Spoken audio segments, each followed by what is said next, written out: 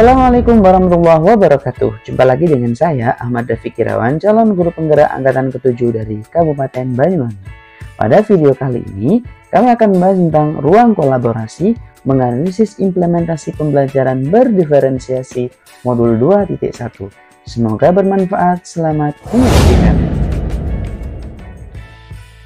Pembahasan video kali ini yaitu mengenai menganalisis skenario pembelajaran yang mengimplementasikan pembelajaran berdiferensiasi. Video kali ini disusun oleh kelompok kami, yaitu saya sendiri Ahmad Dafiq Irawan, Ibu Kenny Fitria Utami, Ibu Siti Nur Kamsia, dan Ibu Diah Kartikasari. Selanjutnya dibimbing oleh Bapak Pengajar Praktik Bapak Herianto Nur Cahyo dan Bapak Fasilitator Imam. Skenario pertama, situasi 3 tingkat SMP. Pak Dudidam, seorang guru SMP, ingin mengajarkan murid-muridnya materi tentang iklan. Tujuan pembelajarannya adalah murid-murid dapat menangkap makna secara kontekstual terkait fungsi sosial, struktur teks, dan unsur kebahasaan dari iklan tentang produk dan jasa. Pak Dudidam lalu membuat skenario pembelajaran sebagai berikut.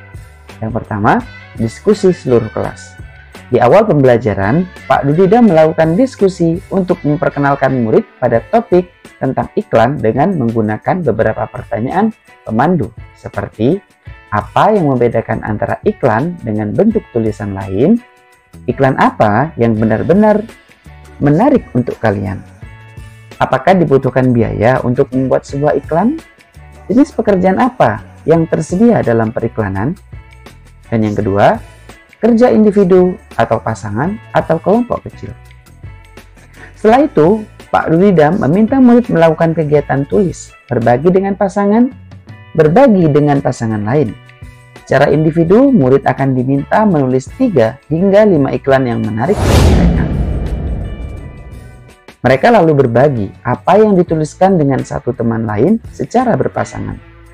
Saat berbagi, mereka boleh menambahkan pendapat. Setiap pasangan kemudian berbagi dengan pasangan lain. Setelah itu, Pak Dudidam melakukan diskusi dengan seluruh kelas. Ia akan menggunakan daftar iklan yang ditulis oleh masing-masing kelompok sebagai contoh, kemudian membahasnya dengan menekankan pada 1. Target audiens sasaran. Yang kedua, pesan utama. Yang ketiga, mengapa beberapa iklan lebih efektif daripada yang lain. Pak Dudidam lalu memperjelas konsep dan istilah periklanan sesuai kebutuhan. Langkah yang ketiga, kerja kelompok kecil. Murid akan diminta untuk membentuk kelompok yang terdiri dari 4-5 orang untuk mendiskusikan kelebihan dan kekurangan berbagai jenis iklan. Setiap kelompok akan diberikan selembar kertas dan bekerja jadi meja mereka. Setiap lembar kerja grafik memiliki tip chart untuk menuliskan kelebihan dan kekurangan untuk jenis iklan tertentu. Misalnya, radio, TV, internet, cetak, billboard. Setiap kelompok akan melakukan brainstorming dan mencatat 2 kelebihan dan 2 kekurangan dari jenis iklan tertentu. Dengan menggunakan isyarat yang diberikan guru, setiap kelompok kemudian pindah ke meja kelompok lain. Mereka membaca masukan yang telah ditulis sebelumnya dan menambahkan 2 kelebihan dan kekurangan lagi. Terus berlanjut demikian, sampai setiap kelompok memiliki kesempatan untuk membahas semua jenis iklan. Yang keempat, Pak Dudidam lalu mengumpulkan kembali murid sebagai satu kelompok besar, lalu memfasilitasi diskusi yang diperlukan untuk memperjelas dan memperluas pemahaman konsep seperti target audiens, kejelasan pesan, dan penggunaan fitur kebahasaan dan desain seperti pemilihan judul, teks, gambar, dan format. Yang kelima, Pak Dudidam lalu memberikan tugas individu yang membedakan penugasannya sesuai dengan kemampuan murid. Tugas yang harus dikerjakan murid adalah membuat iklan yang secara efektif akan mempromosikan produk atau jasa atau acara sesuai dengan yang dijelaskan dalam skenario yang diberikan. Dan yang keenam, Pak Dudidam menetapkan skenario tugas yang berjenjang sesuai dengan pengetahuan dan pemahaman konsep murid-muridnya. Perbedaan skenarionya adalah skenario 1 bersifat lebih konkret dan terstruktur dengan petunjuk langkah demi langkah dan mencakup semua informasi yang diperlukan untuk menyelesaikan tugas.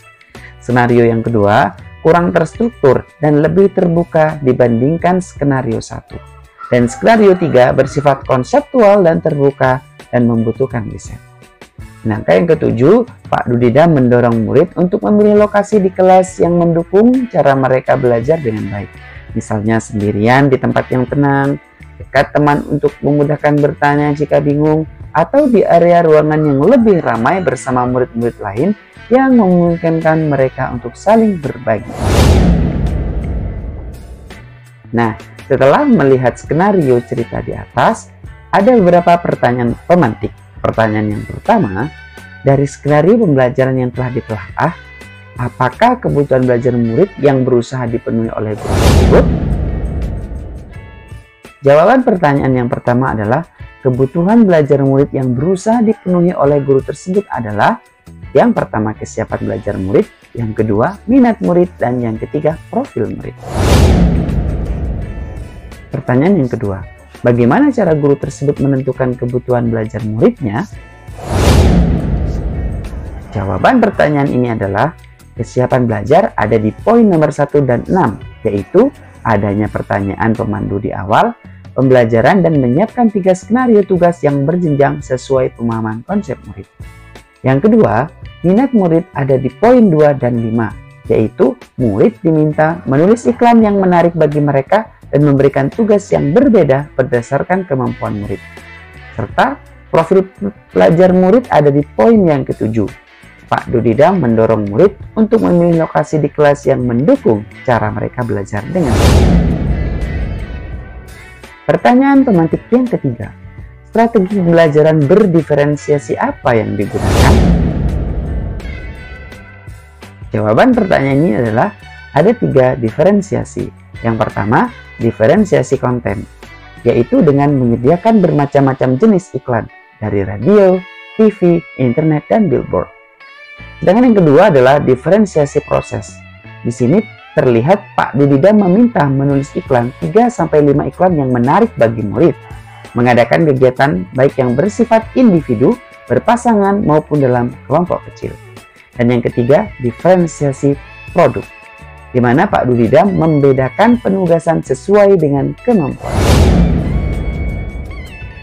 Pertanyaan pemantik yang keempat, bagaimana guru tersebut melakukan penilaian?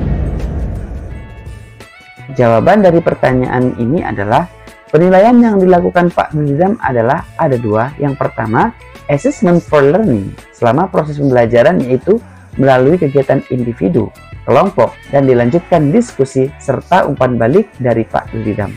Proses penilaiannya ada pada skenario poin 1, menanya, dan poin 2-4, berdiskusi.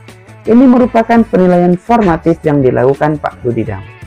Dan yang kedua adalah penilaian assessment of learning yang dilakukan Pak Dudidam, yaitu memberikan tugas individu membuat iklan sesuai dengan skenario.